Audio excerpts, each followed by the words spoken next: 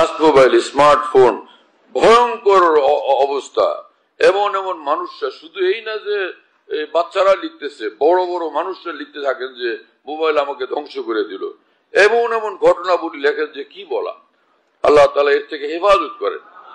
আর ঘরে ঘরে মানুষদেরকে, বাচ্চাদেরকে, নিজের ছেলে মেয়েদেরকে স্মার্টফোন দেওয়ার জন্য মানুষের মধ্যে এক বিকুলতা, এটা অদূরদর্শিতা।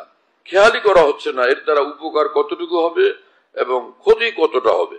দুনিয়ার ক্ষতি, আখিরাতের ক্ষতি, দুই রকমের ক্ষতি, দু জাহানের বরবাদি হয় এর দ্বারা।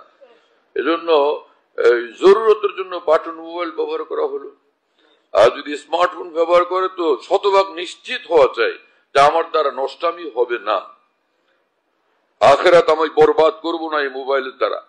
আমার দুনিয়ার সম্মান মর্যাদা, আমার খানদানের সম্মান মর্যাদা আঘাত আসবে না এই মোবাইলের কারণে, এমনটা শতভাগ নিশ্চিত হলে তো সে স্মার্টফোন ব্যবহার করলো। আর না হলে বাটন মোবাইল নিয়েই বাস খুশি থাকা কর্তব্য।